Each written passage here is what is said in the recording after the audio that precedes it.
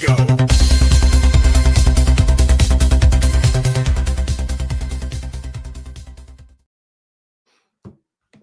Welcome to Betting Weekly Tennis live in association with Bet Rivers. I'm Rory Jiwani. With me is Nigel Seeley. We're focusing on the second round of the final WTA 1000 tournament of the year in Wuhan, China. And I think you can probably get your requests in if there are any matches you want us to look at. We will be looking at a few in detail. We won't be looking at the men's matches in Shanghai, because that's already been done. I'll hand you over to the other man on your screen to explain why, Nigel. Yeah, with the show, the Betting Weekly. Good afternoon to you anyway, Roy. The Betting Weekly Game Bet Match show is just gone live now. So I don't want to tell people that, because what they'll do is they'll just suddenly say, see you later, Nigel and Rory, and then they go ahead to the, no, the Betting Weekly. No, we're live there. So, there is the tournament over in Shanghai, and there's only 4 matches tomorrow, and every one of the games has been previewed. So we're going to look at the WTA events this week over in Wuhan. Strange week, and it's a strange week across both tennis tournaments. But there are the 4 matches that are available, myself and Sean, which we recorded earlier, just gone live now on the YouTube channel. But for now, we're going to look at the women's tennis, and we're going to look at the outright markets as well. We may touch on a little bit as well, but I think it's been covered in depth by Sean earlier today. It certainly has. So let's look at those outright odds for Wuhan. And as you can see, the 3-time reigning champion, Aryna Sabalenka, is the favourite at plus 175. She hasn't played yet. She started a few days ago. She was plus 260 when we looked at the tournament on Sunday. So she's shortened up considerably without taking to the court. Actually, I'll just say a quite quick note about court conditions. To the eye, it does look quicker than Beijing last week, and the limited stats so far would suggest so. The service hold percentage so far, 66.6 compared to sort of 64 last week. Back to the Aussie, Swiatek's next best at plus 260 after her thumping win over Marie Bauskova. Coco Gauff plus 650. Naomi Osaka is $8. Elena Rybakina 10s. Jessica Pegula $11. Katerina Alexandrova and our joint pick, Jasmine Paolini, they're both $17. Linda Noskova 25s. Belinda Bencic $30. Elise Mertens and Karolina Muchova $33. And I think the Czech looks a bit overpriced there after her come from behind win against Marta Kostyuk. It's $60 bar those. Nigel, anything stand out to you there? I'm a bit surprised Sabalenka's shortened up that much. Well, the reason why she's shortened up is because Mira Andreeva got beat in a half draw. So there's a huge percentage of the market that's gone straight away, which means that percentage of that market has gone in her favour. So Mira Andreeva getting beat today was a big upset. And that is the reason why that she's got beat. That's why I put Sigmund beat her, but she's having an incredible time of it at the moment, Lara Sigmund. So, yeah, that is the reason why that she's shortened. Sabalenka is a player that has an exceptional record here. Today, for example, we saw that the performance from Iga Swiatek, she was brilliant. She played really well. But we've seen across the men's and the women's tournaments this week in Wuhan and in this Far East swing at the moment, the conditions are brutal. They're absolutely brutal. I don't think players should be playing these kind of conditions. It was 45 degrees on court today. Good on grief. The men's side of it, with the humidity as well. We had so many retirements. The world number one, Yannick Sinner, was cramping up in the tour, and they had to force to retire. Carlos Alcaraz didn't play in it, and we saw today Emma Raducanu, young girl, peak fitness, really struggling to breathe, had to take a time out, wasn't be able to cover. She felt dizzy, and I think this is going to be an absolute brutal tournament about the survival of the fittest. Tomorrow, the conditions in Wuhan are in the mid-30s, 33, which is about just 95 degrees, but high humidity. Humidity is 100%. I mean, it's insanely hot. At the end of what has already been an absolutely testing season, a brutal season, to come here at this time of the season is going to be so difficult for these players to overcome. So this is all about fitness levels. And you said there, Muchova. I would not bet Muchova at all. And I'm not saying that for any, she's a talent, but She's a girl who's had so many injury problems, come through a brutal match today, again in very hot, humid conditions. I couldn't have her to win this tournament. You need someone here who is superwoman. You need someone here who is in the form and the fitness levels. Now, out of all the players in the draw, we spoke about it on the WTA show, Sabalenka's had the week off, while the other players have been banging it out over in Beijing and over in this tournament in the Far East Wing. She's been on a yacht, rubbing sun cream on his back. I mean, that's her preparation here. So she's got one. She's absolutely in great conditioning coming here. You know, it is brutal. This is going to be, you know, Osaka her age playing Noskova. Noskova obviously just come through her epic match again against putting it saver. She got beat. She went to the final last week. You need someone here who's fresh, really fresh. And when you're seeing the likes of Andreeva struggling in these conditions, you're seeing the likes of Raducanu struggling in these conditions. It's not good, and it's not a good look for tennis, because somebody somewhere will have a serious issue here. Novak Djokovic collapsed after the second round today, second set today. He went on a 1-0. I mean, I don't know if Novak Djokovic playing up the crowd, and that's what Novak Djokovic does. But it's brutal at this moment in time. So this is a survival of the fitness, and at this moment in time, Sabalenka will be the fittest player in the women's game, because she can pick and choose her scheduling, and she hasn't played for a couple of weeks. She's ready and raring to go, and she's got the athleticism. And very similar to what we said. Interesting, our girl Paolini's halved in price. She hasn't even taken the court yet as well. So we're talking about people who've halved in price. Paolini's halved in price. We're on her at 33-1. Unfortunate today for Kostyuk getting beat by Muchova, but that was a match that perhaps Kostyuk should have won. But really, brutal matches like that, I wouldn't want to be betting you long term if you're playing long 3-set matches in these conditions. Yeah, and I think we're going to start looking at the matches shortly. But one thing to take. One thing to bear in mind is that a lot of the players who are in action late tonight Eastern time, early morning Eastern time, have just played today as well. So it's back to back in these hot, humid conditions, as you say. And I think that's factored into some of the betting that we're going to be looking at. I don't think that people actually realise how difficult these conditions are. I mean, I've been to Dubai when tennis has been quite hot. Miami's a very, very hot tournament. Indian Wells obviously is a hot tournament, but this is this is in a different level.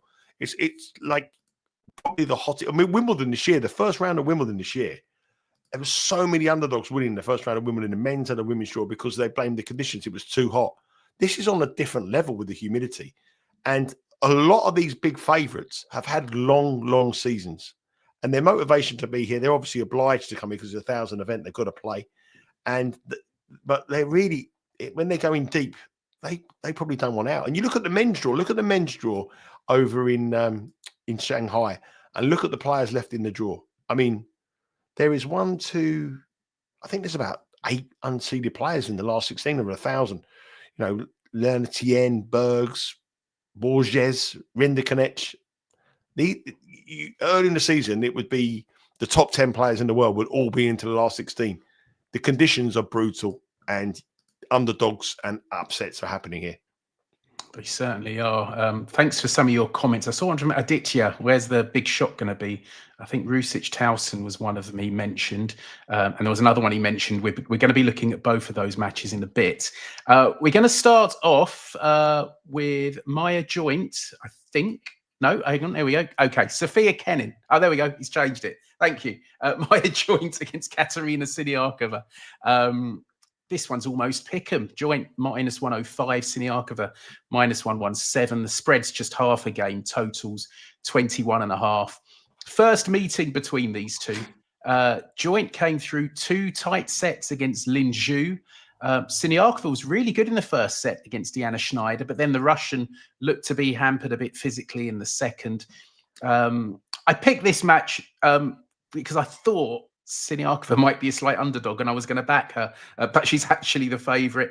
I thought Siniakova minus 1.5 games at plus 102 might be worth a bet, but beyond that, so I was expecting Siniakova to be the underdog, so I don't really have much beyond that. Nigel, any view on that one? Well, one's 29, one's 19. Brutal conditions. Siniakova's come through qualification. I know she's won every match she's played in 3 straight sets, but she's played a lot more court time than Maya Joint, which is a big factor. And Maya Joint is a player that I lost my money on last time I was on the show, I think, against Sunny Cartel. Sunny Cartel produced a brilliant performance against her. Maya Joint was so disappointing. And I thought to myself, have I overreacted to Joint? And have I got a wrong read on her? But the one thing you got a bit too high on her, Nigel. Yeah, I got too bit high. I do the jokes around here, Rory. Anyway, I would say with Joint though. I mean, she's always better on grass. Anyway, that's another joke.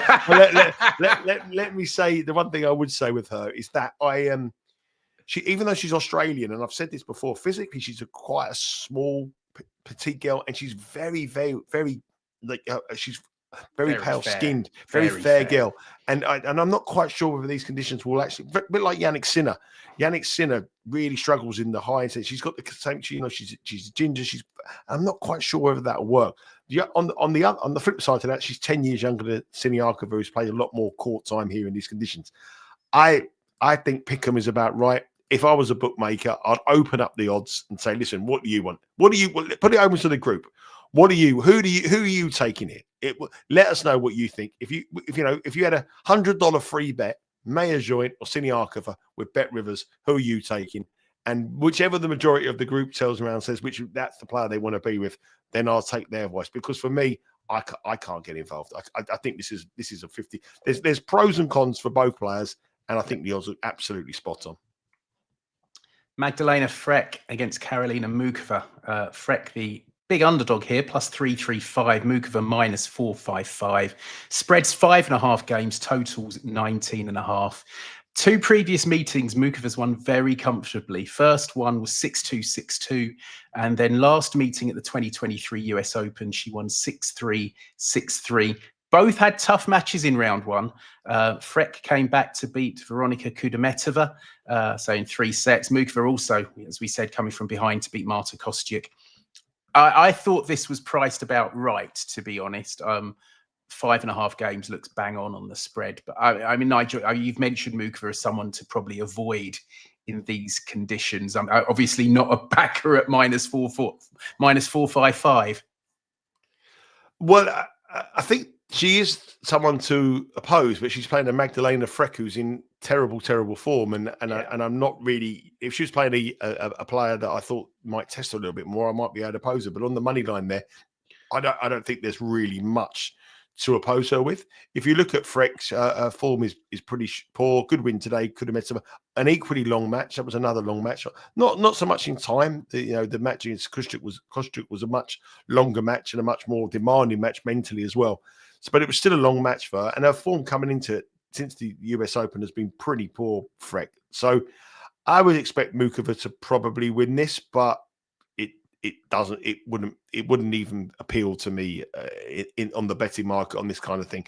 But but I don't think she's a good bet long term for the tournament. Mm-hmm. I just think that the conditions for someone who's had so many problems with injuries over the last couple of seasons, especially this season, it could be an issue for her. Yeah, moving on, and a similar theme perhaps for this next match. Antonia Ruzic plus 205 against Clara Tauson minus 250. Spreads 3.5 games, totals 20.5. Ruzic looked really good actually against Magdalena today. I watched quite a bit of that, and the Croatian's got a really good down the line forehand. Tauson came through against Olga Danilovic.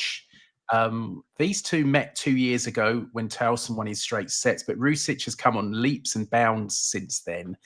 And Tauson, in these conditions, I would have a big question mark against her, Nigel. Yeah, I think if you're looking for a nice priced dog, Ruzic would be the girl. I think she's a price that I think is probably a little bit too big at approaching 2-1. That would be where I would go, plus 205. I don't believe that plus 205. I think there's money in the marketplace for Ruzic as well. If we can see by the last sort of hour of trading or so since this match has come up, Ruzic is going under 2-1 across the board. So if you want to back Antonia Ruzic now, you need to go to Bet Rivers to get that price. Obviously, if you want to bet at +2.5, all the derivatives that come on those markets as well, the handicap, the set betting as well, they're all going to shorten in price as well. So that is definitely the way to go. I think Clara Tauson was a player that had something to prove at the start of this season. She's up to a career high 12 in the world rankings, where she should have been blighted injuries. I think she's done everything she needed to do. The chances of her making the Tour Championships are pretty slim. She's had her season. She's done really well. She's gone deep in 1000s.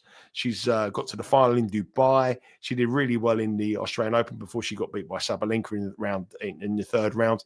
Her early season form was exceptional, and she's performed where her level is. But now at the end of the season, she looks to me a perfect kind of player that may be thinking, my year's done. And Ruzic, on the other hand, is a young girl that is moving in the totally opposite direction. I like Ruzic on the money line. I'd probably play it very, very small. I like her on the game spread. Was it 3? I think it's 3.5. The 3.5 at +106. Yeah, that was the one that caught my eye. Yeah, +3.5, +106. I like it. I want to get with Ruzic in this match because I think all the motivation is for her. Clara Tauson, I think she's the kind of player. And when you look at, you have to look at some people and think to yourself, okay, what have they got left in the tank for the season? What is their motivation? And Clara Tauson, I don't think there's much in it. I think she's always knew she always knew she was a top 20 player. She's going to end the season in the top 20. She might push into the top 10, but if she can keep herself fit and go into the new year when she does well at the start of the year, she can certainly break into that top 10. But Clara Tauson is a player I would be thinking, like, if you were looking to fade somebody who hasn't really got much to play for, like the Schneiders of this world, I think that she would be one I would fade. So Ruzic for me +3.5. I'd be tempted to have a small play on the money line, but definitely Ruzic +3.5 is a contender for the daily double. Absolutely, I'd second that. So that's a possible contender for the daily double. Next up, perhaps the match of the day: Naomi Osaka against Linda Noskova. Osaka -$2, Noskova +163. Spreads 3.5 games here as well. Totals 21.5. But, quick turnaround for Noskova. She came through 3-setter against Yulia Putintseva. Obviously, we mentioned she reached the final last week in Beijing. Osaka just got the better of Leylah Fernandez. I talked you out of the bet on Fernandez, didn't I, Nigel? Well, I talked myself out of it. You're being very polite, but I could have gone with the bet. I just thought the price was a little bit low, -112. We were going to bet Fernandez +3.5 on the WTA show. We went on the money line, but anyone took the money line, she would have been trading a lot shorter than the price. But yeah, absolutely, it wasn't to be. But the logic was right, even though the way we went with the bet probably, I don't think it was the wrong bet. It was the right bet because it was a lot closer than the odds suggested. But probably the best bet was the 3.5. The line at -130, I think it was, just put me off slightly. Yeah. What do you reckon? I think Noskova's probably a player to fade, given her exploits last week. Tough match against Putintseva. Well, that's why the price is the price she is. That's why she is around about +160 to win this match, because of what she's done in the last few weeks, and because everybody knows that the conditions are so brutal. To get to the final against Anisimova was a long match as well. Obviously, she pushed her close, and then Anisimova come back strong in the second set. It wasn't a long match. She lost the first set 6-love and then come back. But her route Pegula in the semi-finals was a long match. Cartel was a tough game. She beat some good players, Potapova, Zheng. Long match against Putintseva, and the market knows that. Bet Rivers know that. Bet Rivers know that the betting public aren't going to take Noskova, because they're going to look at one thing: her current form, her record, how she's performed, how much she's been on court in very, very hot conditions, and the market's going to fade her. But Osaka come through a long match here against Leylah Fernandez as well. Again, she's 27 years of age, which isn't, it's not old. By now, I'm 52 years of age. I'm not saying 27 is old, but by tennis terms, that's quite an old player compared to Noskova, who's 20.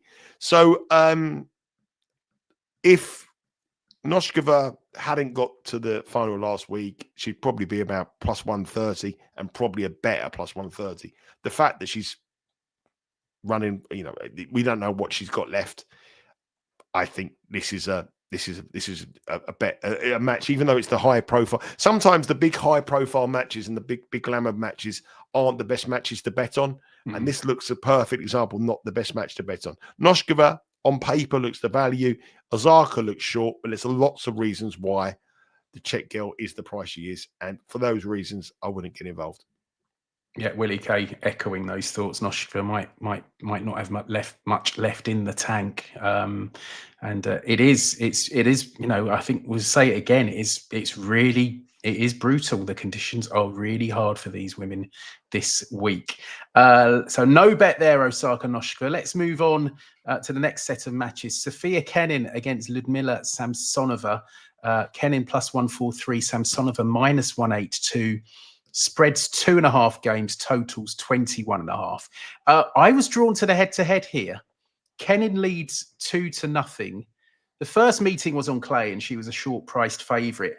But their last meeting was in Doha 2 years ago. Kenin was ranked 210 in the world at the time. She was a +230, 240 underdog, and she won 6-3, 6-1. Now, she's not that price this time, but Samsonova hasn't been in great form lately. She was made to work by Emiliana Arango today. Kenin struggled past Anastasia Zakharova. I've got to say, I like Kenin here on the money line. Just that head-to-head's swaying me in her favour, and Samsonova just hasn't shown much lately. I don't think it's a quick call, is it? I think it's quite a slow call. I think it's quick enough. I don't think it's fast quick. I mean, I don't think it's like ridiculously fast. No, it's not ridiculously fast. No. So I mean, Samsonova needs it as quick as he possibly can. If it's slower, I don't know what are your court speeds showing for the court? 66.6, which is just faster than medium. I mean, it's probably, what are we looking at? Wouldn't be dissimilar to Aussie Open, US Open, that sort of speed. Just on the eye test, I thought it might be looking a little bit slower than that. I mean, obviously Samsonova needs it as quick as possible. Kenin needs it a little bit slower. Despite despite the form of these two players, there's hardly anything ranking stopping them in the world rankings. I mean, Sophie Kenin, there's 28 in the world, 26, there's 28 in the world. Yeah, she's only 8 spots below Samsonova. When you consider that Samsonova's, everyone expects her to do well. She's always a dark horse for Wimbledon, and Kenin just seems to just get beat quite early. She's, you know, I think this is a tough one to call, but if I was pushed and someone gave me a free bet, I'd be betting Kenin rather than Samsonova at the short price favourites. I think if we bet the dogs across both the men's and the women's next round, I think you won't go far wrong because of these brutal conditions. I think that could be the strategy to go. But I couldn't have a very, very confident opinion, but I do think that Kenin perhaps would be the way I'm leaning at the current odds. Yeah, I am surprised how short Samsonova is here, just based on what she's done lately. And as you say, there's not a lot between them in the world rankings. I like Kenin here at +143 on the money line. We'll move on. That might make the daily double. It's a possible. Aryna Sabalenka. I think that is going to make the daily double. The way that you sounded quite confident now, I think that might make your daily double. But I will wait and see. But Kenin would be the bet for me at 143 if I was pushed. Sabalenka makes her debut in the tournament. And she shortened up in the last few minutes, actually. I've got her down as -$20. She's now -$25. The money grabbers are out there with Bet Rivers on the app. They're trying to get the money. Yeah, Rebecca Sramkova, +950 now. She was $9. Spread, I think, still 6.5 games. Totals 18.5. This is their first meeting. Sramkova upset Anna Kalinskaya in round 1. And Sramkova hasn't done too much lately. She's had a pretty poor second half of the season.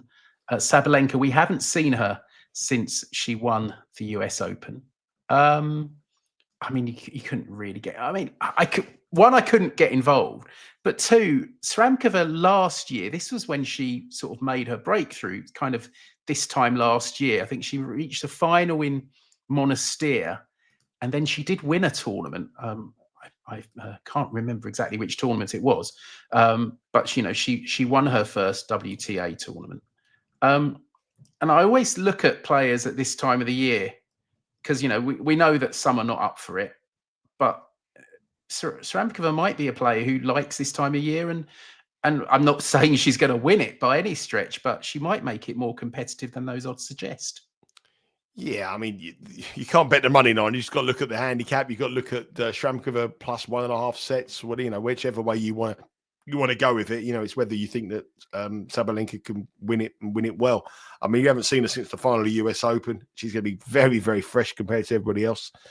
She's got the luxury of not playing for a whole month, which is like, what a great position to be in, and still be world number one.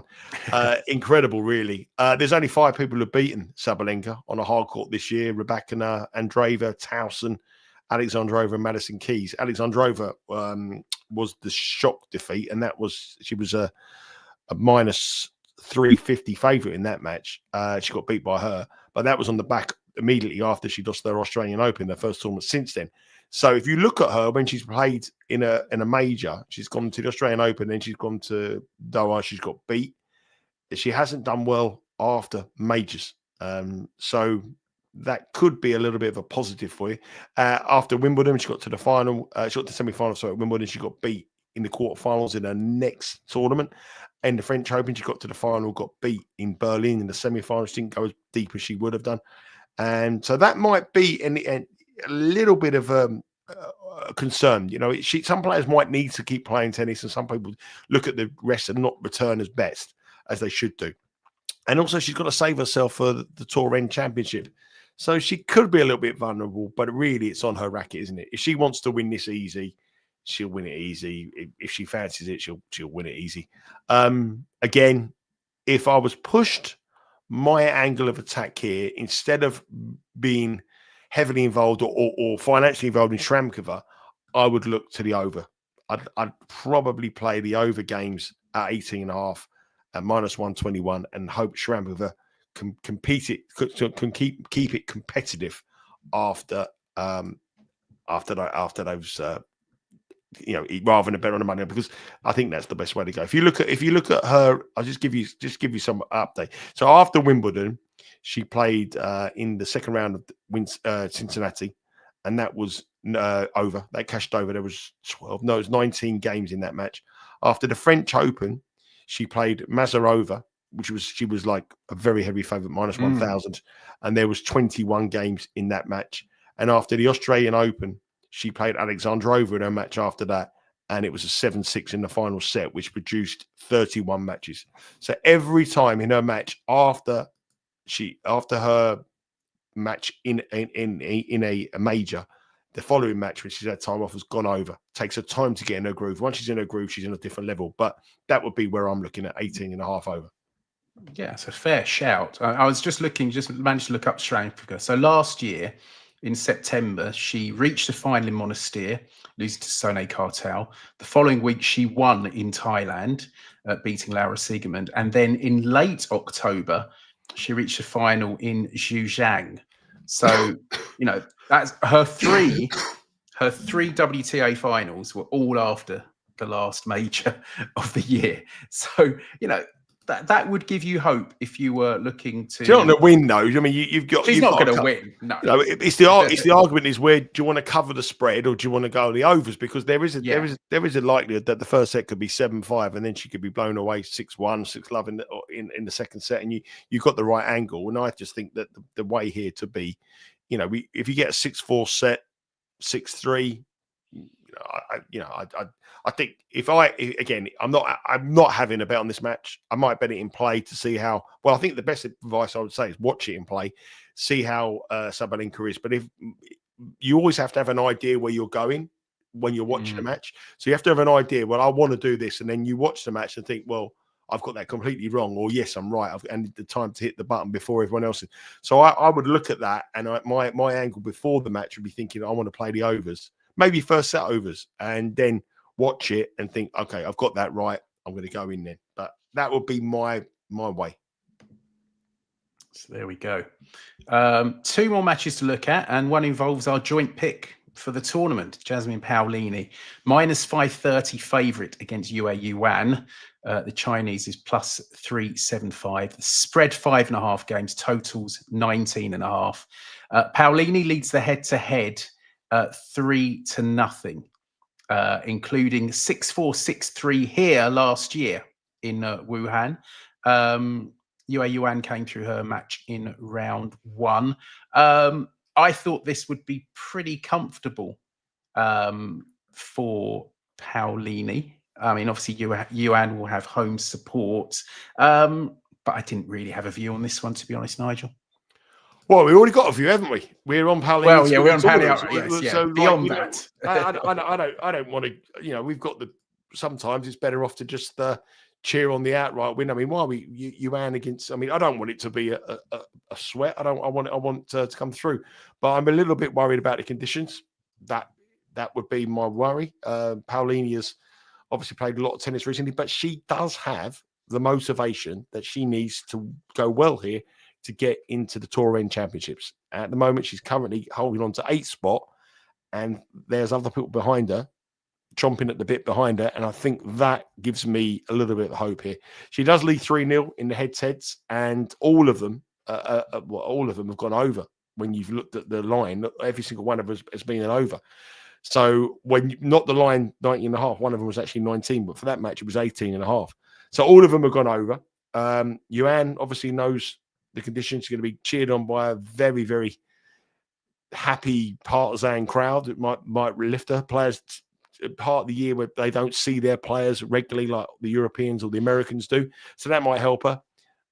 Paolini, for me, will win it, but I'm tempted by the over 19.5 again. Okay. Yeah, I mean, for Paolini, yeah, she does play a lot of tennis, but I do see her as someone who, I don't know, she just keeps going. You know, even though she does play a lot of singles and doubles as well. But yeah, hopefully she can get it. It's done. a lot. It's a lot, though. I mean, Yeah. she was brilliant last week, and you know the match against Anisimova was the best match of the tournament. It was a real great tennis match, and she probably played one of her best matches of the year. And she should, you know, in hindsight, I mean, look at it. She should have probably nicked that. I would have thought Anisimova just played the bigger points better. It took a little bit out of her, and you know,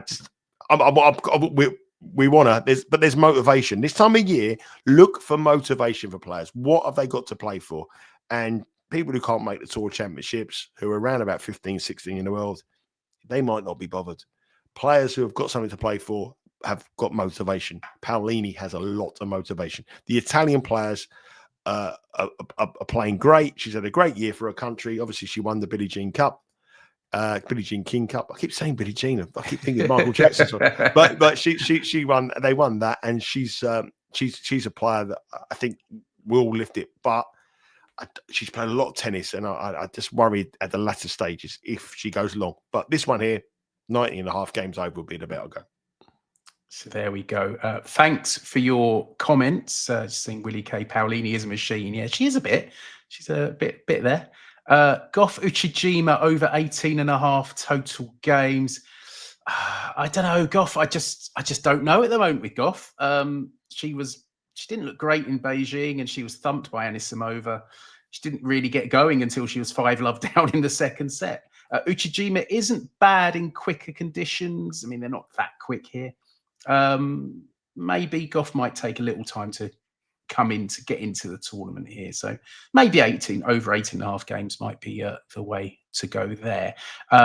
But yeah, thanks for your comments. You can keep the conversation going on social media. We're at Because We Win across all the platforms.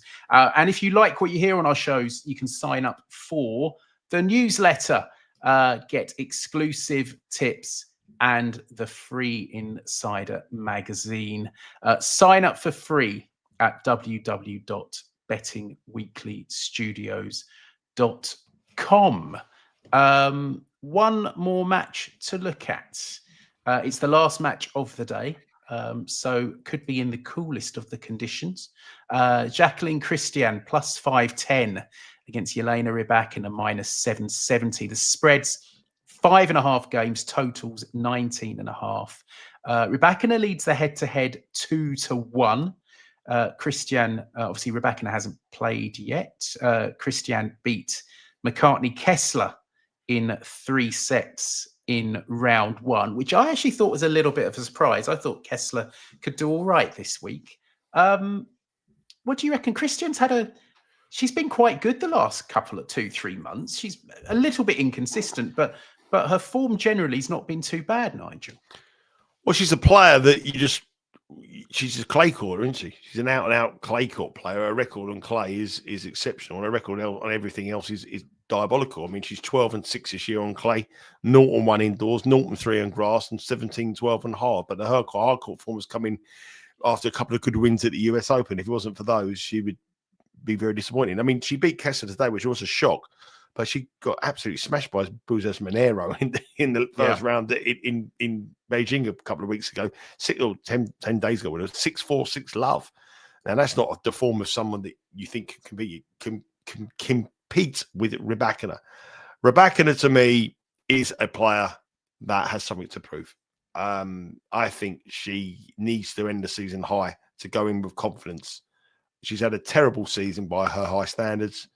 Every time she's promised something, she hasn't really delivered.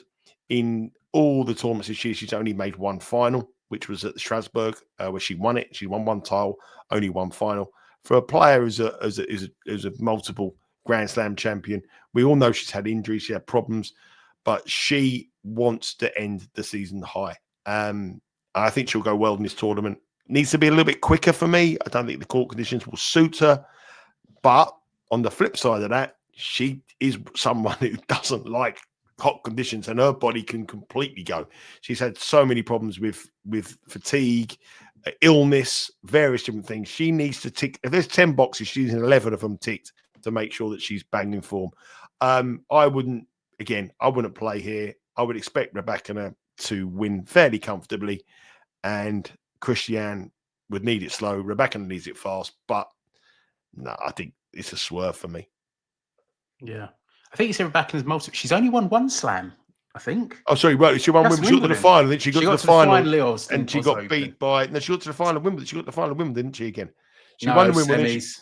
I was on her when Krejcikova won it last year. Oh. Yeah, she got beat in the semis, but she got to the final Australian Open when she lost to Sabalenka in an absolute classic. It is incredible, though. A player of her talent with that serve, this season, everything needs to go right for her. Everything. And I don't think all the boxes are ticked for this tournament. But I think she'll have too much here to win this match. Yeah, no, I agree. So that's she'll outpower Cristian. She'll outpower Cristian. She should do. She should do. Right, we got to decide in the daily double, Nigel. I think I know one of them. I'm going to go one leg, and you can put in the other leg. I don't know if they'll agree with you, but I'm going to go for Ruzic plus 3.5. Ruzic plus 3.5. Against I like Tauson. That's my big play tomorrow. I'm with Ruzic to beat Tauson. I'm very, very involved in the Croatian. I think Tauson is someone at this time of the season that is running out of motivation. Loads of motivation at the start of the season. Now her games and struggling with the conditions. I think Ruzic, any angle you want to get with her, is my way to play tomorrow. Okay, I'll give you a choice of 2 for the second leg. No, don't put the pressure on me, mate. You go in. I'm torn between Kenin on the money line against Samsonova at plus 143, and Sramkova on the spread at plus 6.5. I prefer the over totals in that. Over games. No. Yeah, maybe you did say that. But if you want to go with the money line, it's the same kind of angle, so it doesn't make much of a difference. We go with that if you want. Let's go Kenin on the money line. I just said go with the other one. Okay. No, not Sramkova. No, not Sramkova. Okay. So Sramkova overs games. You think Sabalenka? No. You've done it now. We're going. A lot of love for the unders on the Coco Uchijima match today. A lot of the guys in the chat that they're going for overs, and a lot of few unders.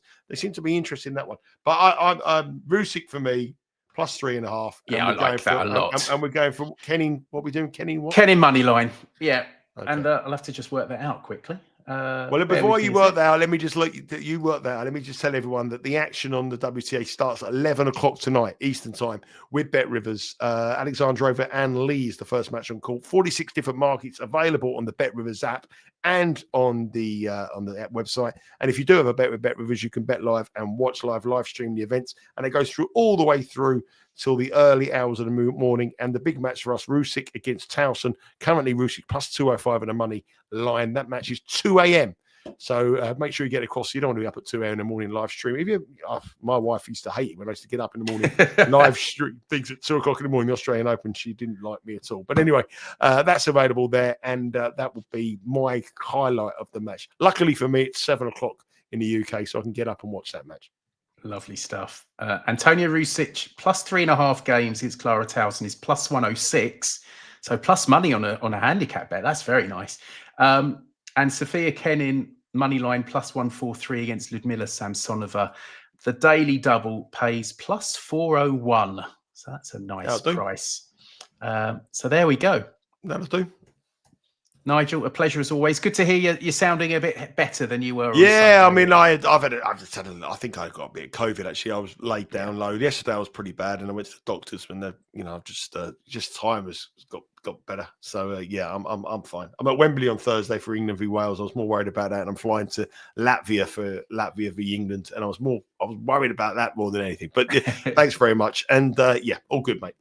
Good stuff. God, you're away again, Nigel. Off you go again. I follow the England football team wherever they go. I've always done it for years. That's what I'm going to do. Lovely stuff. Well, good luck to you. Good. Hope your flights are connecting and everything like that, because they're a bloody nightmare this time of year in Europe. Thanks for joining us. Yeah, you've got the daily double.